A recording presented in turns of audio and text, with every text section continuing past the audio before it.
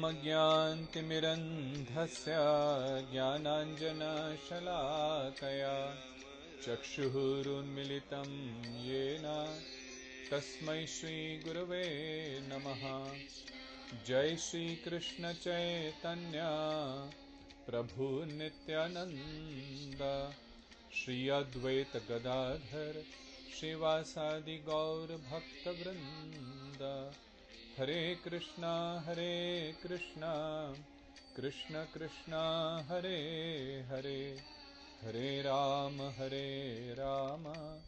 Ram Ram Hare Hare. Hare Krishna. Srimad Bhagavad Gita chapter 17 verse 2.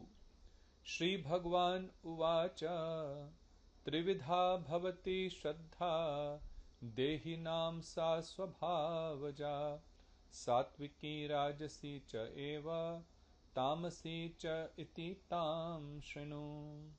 Shri Bhagwan replied, the faith of human beings is of three types: in goodness, passion and ignorance, and it arises due to past life impressions.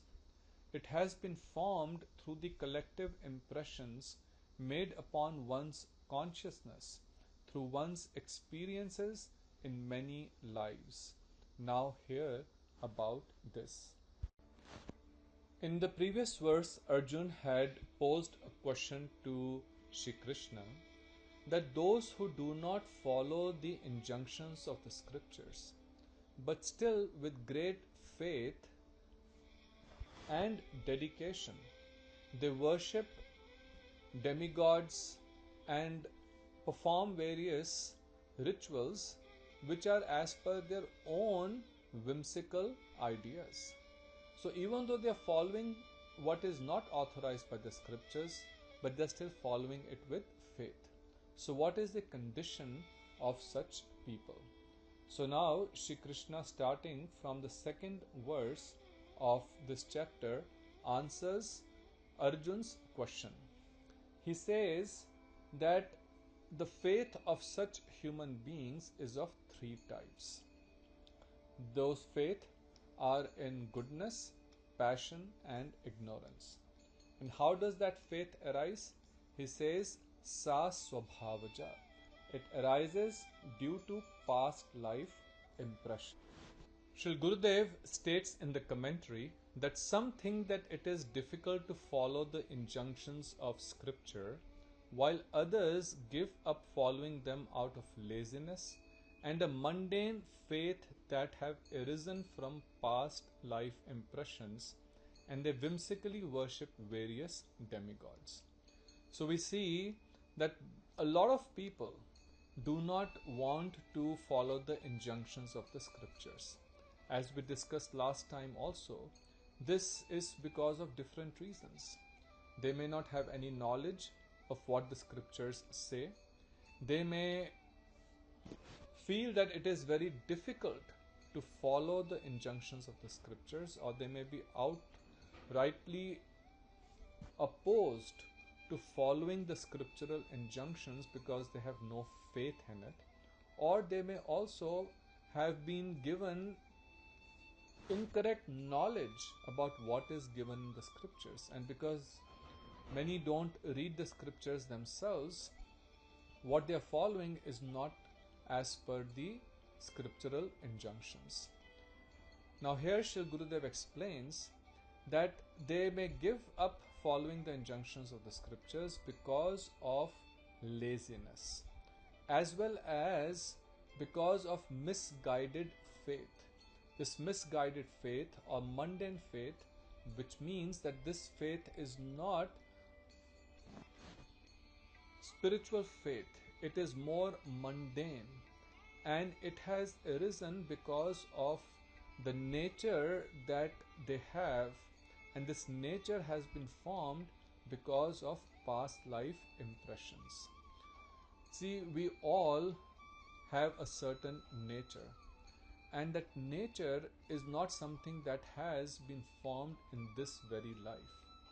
That nature is formed because of impressions that have been created due to our activities as well as our association in many past lives. As we have discussed before, and you know that our soul is covered by a subtle body. The subtle body consists of mind, intelligence, and false ego. And then there is the gross body. When we leave this body, the gross body that we all see, it stays here. It is burnt or cremated. So there is an end to the physical body. But the subtle body, it goes along with the soul to the next life, into the next body. And whatever we are doing, those things are created as impressions on the mind. So mind is like a memory, right? It's like the computers, you have memory, and whatever you do, it creates a footprint of that in the memory of your computer. So all the actions. So when you visit a website, it keeps that link of what page you visited. So similarly, everything that we do, it creates an impression of that on the mind. And the collection of all these impressions forms our nature. So in the past lives you have associated with very sinful people and have been engaged in sinful activities, then your nature would be very demoniac. And on the contrary, if you have been engaged in pious activities, charity, and have been engaged in some religious activities, even though with some material desires, you would have a mode of goodness. So he says such people, they whimsically worship various demigods because their faith is not based on scriptures. Their faith is due to their impressions, which are again created because of the activities that they have done, not as per the scriptures. So the faith of these people is of three types: in goodness, passion, or ignorance. So mode of goodness is called sattvic, mode of passion is called rajasic, and mode of ignorance is called tamasic. Srila Bhaktivedanta Swami Maharaj also explains that according to their previous activities in the mode of goodness, passion, or ignorance, the living entities acquire a nature which is of a specific quality. So when some child is born, and as he grows, when he's 3 or 4 years old, you start seeing signs of his nature. And children born in the same family also have such different nature, even though they are growing in exactly the same environment. The parents are giving them the same facilities, the same love and affection, but the nature of the children within the same family is also very different. Why? Because it is the different activities that they have done in their previous lives, activities in modes of goodness, passion, and ignorance, which has created impressions that they have carried into this life. So Sri Swami Maharaj states that the association of the living entity with the different modes of nature has been going on perpetually. Since the living entity is in contact with material nature, he acquires different types of mentality according to his association with the material modes. So now this is important to understand, that this forming of our swabhav or nature has been going on since time immemorial, anadi. And what is that time immemorial? Since we have fallen into the material world. And when did we fall in the material world? When we became averse to Krishna. So we, as we have discussed before, the jivas are part of the marginal potency, the tatastha shakti. Now the eternal nature of the living entity is to serve the Lord. So the true original nature is of love and affection with the Supreme Lord. But when he becomes averse to the Supreme Lord because of his own desires to enjoy independent of the Lord, then he is cast into the material world. Krishna bhuli say jeev anadir bahirmukh ataiv maya tare de sansar dukh. In Chaitanya Charitamrit it states, where Sri Chaitanya Mahaprabhu is giving instructions to Sanatan Goswami, that since time immemorial, when the living entity became Bahirmukh, meaning averse to Shri Krishna, therefore Ataiv Maya, therefore the illusory energy is giving him the various miseries of the material world. Now there is no history of the living entity being cast into the material world, because it is when it has been since it became averse to Krishna. So that's why it is called Anadi, that within the material realm it has been since the very beginning. And this has been going on life after life after life. And now we have this human body, we have a human form, and what are we doing in this life also? Again, engaging in mundane activities. We are wasting our time in temporary flittering sense pleasures. And after this, we will again start transmigrating into 8.4 million species of life, and maybe after a very long time we'll again get a human life. So like this cycle goes on and on and on. Does it ever stop? Is there a recourse? Is there a way out of this bondage? Yes, there is. And that is when one develops transcendental faith. And how does that transcendental faith develops?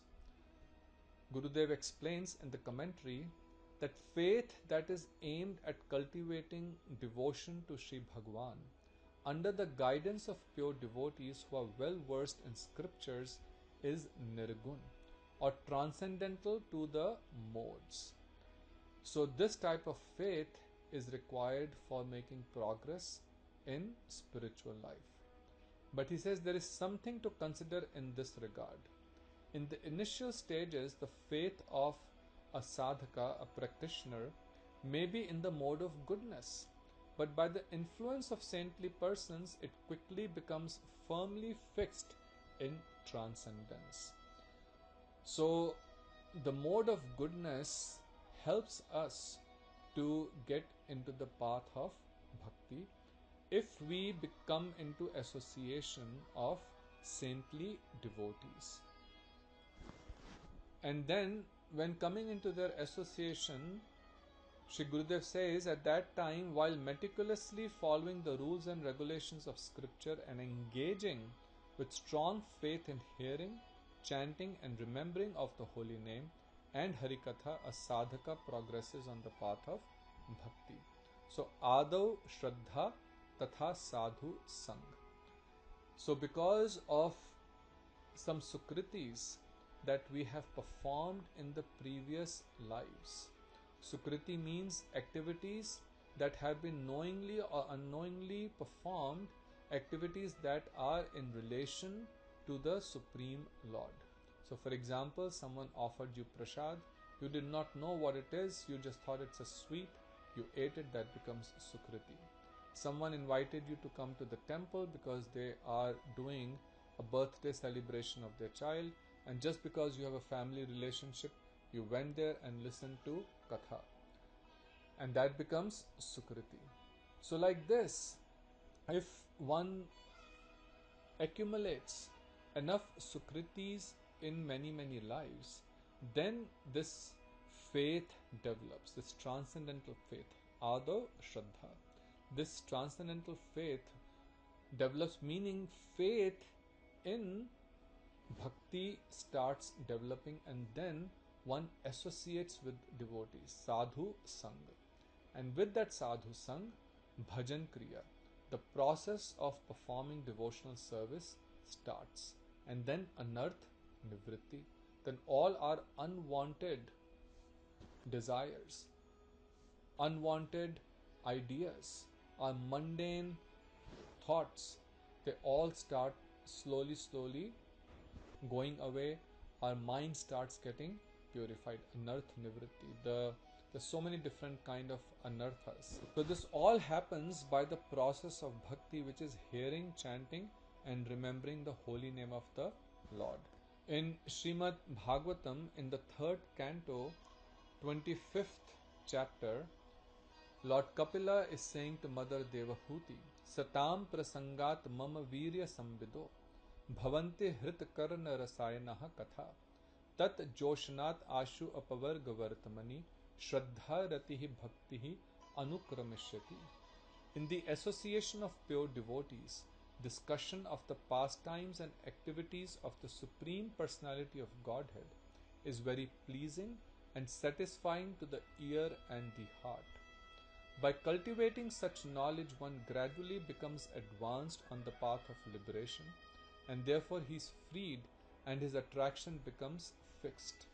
Then real devotional and devotional service begins. So he says, Shraddha Ratihi Bhakti Anukramishati. One after another, first faith develops, the transcendental faith develops, then Rati meaning attachment to the process of bhakti, and then devotion and devotional service, they start becoming firm. So while the faith in the three modes of material nature, in mode of goodness, passion and ignorance, develops because of our activities in the previous lives, which are done in the mode of goodness, passion and ignorance, the transcendental faith arises due to sukriti or activities that are done in previous lives that are related to the Supreme Lord. And then when such sukritis accumulate, one develops faith, which leads to bhajan kriya in the association of devotees. How this faith develops, the different types of faith develop, Krishna will explain in the 3rd verse, which we'll discuss next time. Till then, Hare Krishna, Radhe Radhe. Have a very blessed day.